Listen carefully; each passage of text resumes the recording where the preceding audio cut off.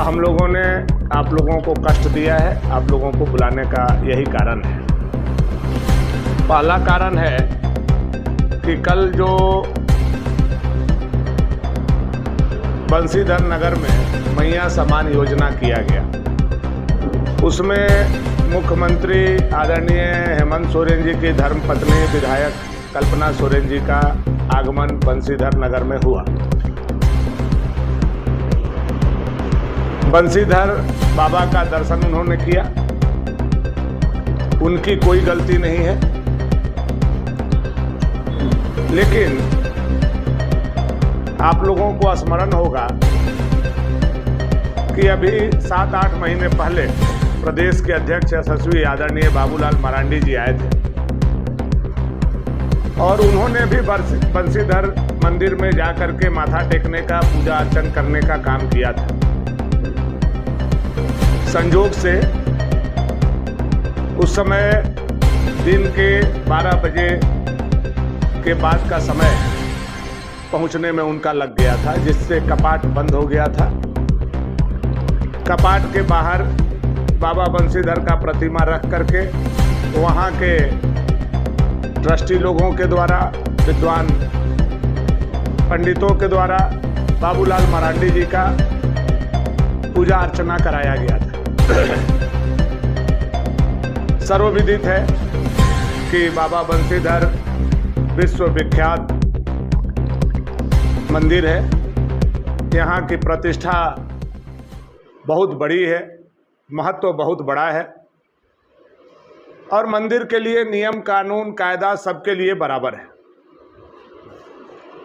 जब बाबूलाल मरांडी जी को 12 बजे के बाद कपाट नहीं खुला, दर्शन नहीं हुआ, बाहर गेट पे भगवान श्री कृष्ण की प्रतिमा रख करके उन्होंने पूजा अर्चन किया, तो क्या कारण था कि 8 महीने के अंदर ही मुख्यमंत्री की धर्मपत्नी आती हैं और वो भी असमय वहां पहुंचती हैं, 12 बजे के बाद पहुंचती हैं और उनको कपाट खोल करके दर्शन कराया गया। इसमें 2 लोगों से हम इसका सवाल का जवाब चाहते हैं। एक मंदिर के ट्रस्टी लोगों से, जो राज परिवार के पूरा का पूरा परिवार है, उनको बताना चाहिए कि किस व्यवस्था के तहत बाबा बंसीधर मंदिर को अपमानित किया गया या कैसे उनको दर्शन कराया गया। यह मेरा सवाल ट्रस्टी लोगों से है। दूसरा इसी में यह सवाल है कि बाबा बंसीधर सबके लिए सामान्य है, सबके लिए बराबर हैं, सबके लिए उनका कृपा जो है वो एक समान है।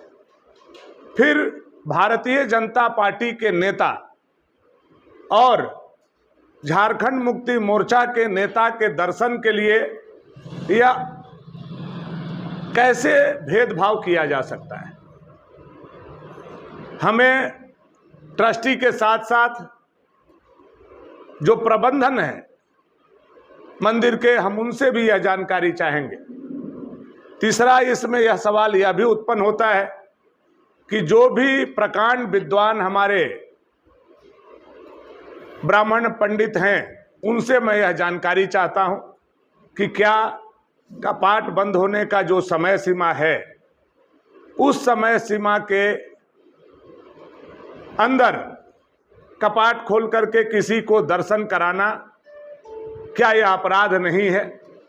क्या यह अधर्म का काम नहीं है?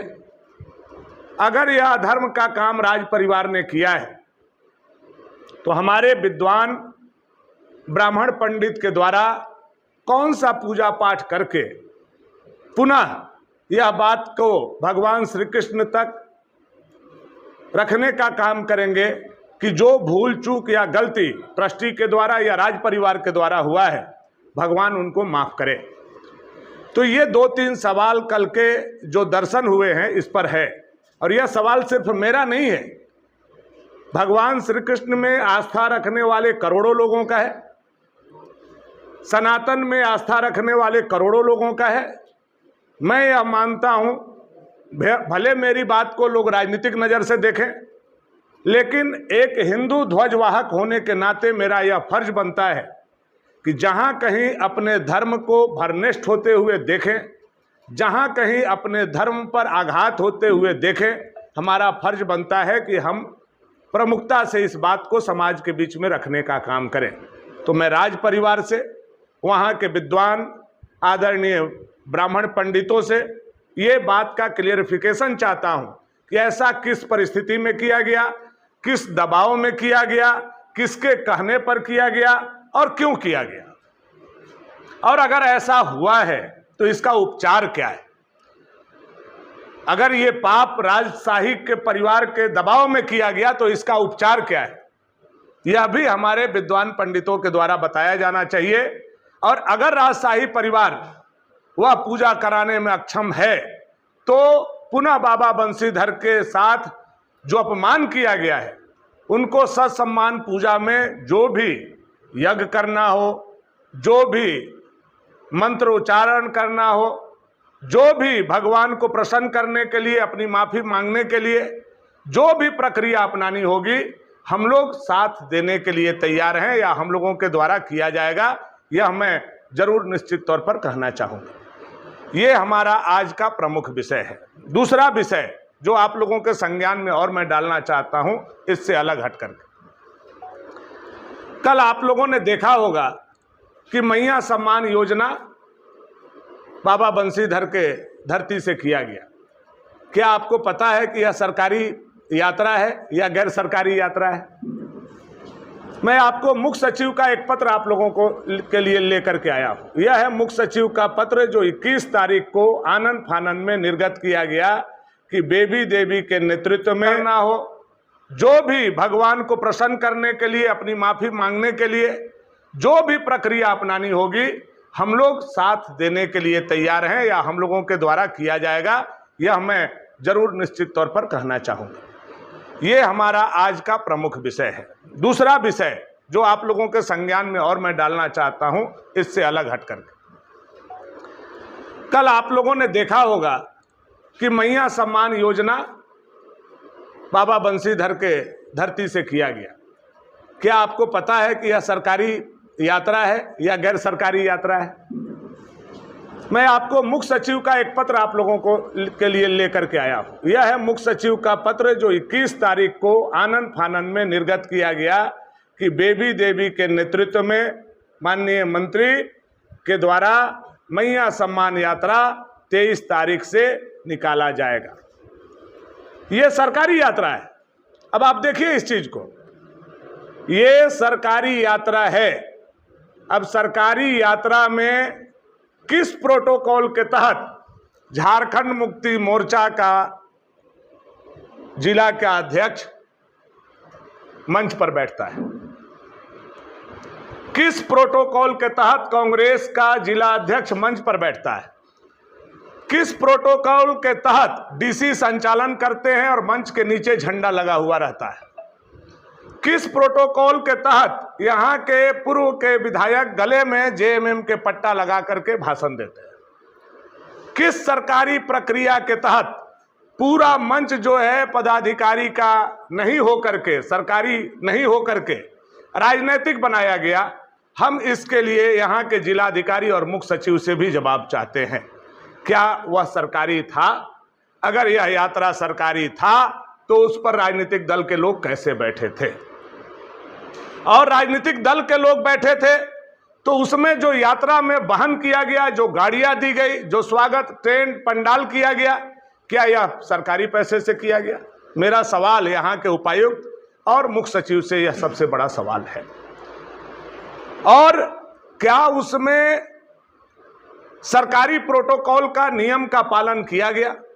जहां तक मुझे जानकारी है, आप लोगों को भी जानकारी होगा कि सरकारी कोई भी यात्रा प्रारंभ होता है या कार्यक्रम होता है तो वहां के स्थानीय सांसद, वहां के स्थानीय विधायक, वहां के स्थानीय जनप्रतिनिधि को इसकी सूचना होती है, उसको बुलाया जाता है। लेकिन यहाँ सरकारी कार्यक्रम अगर यह है तो यहाँ ना स्थानीय विधायक को बुलाया गया, ना स्थानीय सांसद को बुलाया गया, ना स्थानीय किसी पंचायत के प्रतिनिधि को बुलाया गया। जेएमएम और कांग्रेस के लोग, आरजेडी के लोग मंच पर बैठे हुए थे। उपायुक्त के द्वारा कैसे उनको संबोधित करके बोलने के लिए बुलाया गया, कल आप लोगों ने इसका खुला उदाहरण देखने का काम किया हो। इससे यह पता चलता है कि यह मैया सम्मान योजना सरकारी पैसा से, सरकारी धन का दुरुपयोग करते हुए कल्पना सोरेन जी के चेहरा चमकाने के लिए और हेमंत सोरेन जी का चेहरा बचाने के लिए आयोजित किया गया है। चूंकि जैसी जानकारी हम लोगों को प्राप्त हो रही है कि महिला समूह को दबाव देकर के बुलाया गया और उन मैया के खाता में, जिन मैया के खाता में पैसा गया है, उनको भी बीडीओ, कर्मचारी, रोजगार सेवक, पंचायत सेवक, एसडीओ, डीसी, डीडीसी का प्रशासनिक दबाव में वहां आने पर मजबूर किया गया, उनको बस मुहैया कराया गया। यह अत्यंत ही खेदजनक है। मैं मानता हूं पूरे देश में ऐसा सत्ता का दुरुपयोग कभी किसी ने नहीं किया होगा जो हेमंत सोरेन जी ने अपनी पत्नी को नेता बनाने के लिए किया, जो मिथिलेश ठाकुर ने अपने पदाधिकारियों से पाप कराने का काम किया। और मैं एक बात इसमें और जोड़ना चाहता हूं, अगर हमारे मुख्य सचिव इस सवाल का जवाब नहीं देते हैं, हमारे डीसी इस सवाल का जवाब नहीं देते हैं, आने वाला समय में इस यात्रा का हिसाब भारतीय जनता पार्टी की सरकार आएगी, हम लोग करने का काम करेंगे। और जो पदाधिकारी आज सरकार का इंस्ट्रूमेंट बन करके काम कर रहे हैं, ऐसे पदाधिकारी से हिसाब किताब करते हुए अगर इसमें सरकारी पैसा का उपयोग हुआ है और यह राजनीतिक कार्यक्रम हुआ है तो इसकी जवाबदेही तय की जाएगी। जो भी पदाधिकारी अधिकारी इसमें दोषी पाए जाएंगे उसको भाजपा की सरकार, बाबूलाल जी की सरकार आने के बाद कठोर से कठोर कार्रवाई की जाएगी। मैं यहां निश्चित तौर पर सरकारी पदाधिकारियों को यह कहना चाहता हूं कि 10 से 15 दिन में आचार संहिता लगने वाला है। मैं आप लोगों को आज के प्रेस वार्ता के माध्यम से कम बैक कम सुन जरूर कहना चाहूंगा। आप जल्दी आओ और यह बात को समझने का प्रयास करो कि 2 महीने बाद सत्ता शासन का व्यवस्था का परिवर्तन होने वाला है। आप सरकारी मुलाजिम हैं, कभी भी सत्ता के दबाव में ऐसा काम नहीं करें जो भविष्य में आपको कटघरे में खड़ा करे, जो भविष्य में आपकी जीवन को बर्बाद करने का काम करें। मैं यह पदाधिकारियों से जरूर कहना चाहूंगा। और अगर आपको इतना ही राजनीति करने का शौक है तो आप अपने पद से वीआरएस दे दीजिए, आप अपने पद से इस्तीफा दे दीजिए और मिथिलेश ठाकुर जी के साथ, हेमंत सोरेन जी के साथ गला में पट्टा बांध करके झारखंड मुक्ति मोर्चा के कार्यकर्ता बन करके घूमिए। नहीं तो अगर पद पर रहते हुए पद का आप दुरुपयोग कर रहे हैं तो हमारी जब सत्ता और शासन आएगी तो ऐसे पदाधिकारियों को चिन्हित करके कार्रवाई किया जाएगा। यह मैं निश्चित तौर पर साफ साफ शब्दों में उनको कहना चाहूंगा। आप लोग यहां आए, आप लोगों को बहुत बहुत धन्यवाद। और ये सवाल बहुत प्रखर है। इस सवाल, दोनों सवाल का, मंदिर के अपमान का सवाल का और सरकार के पैसा का दुरुपयोग के सवाल का जवाब आप लोगों के माध्यम से हम सरकार से, मुख्य सचिव से, मंदिर के ट्रस्टी से और राजशाही परिवार से इन दोनों सवालों का जवाब चाहेंगे। बहुत बहुत धन्यवाद।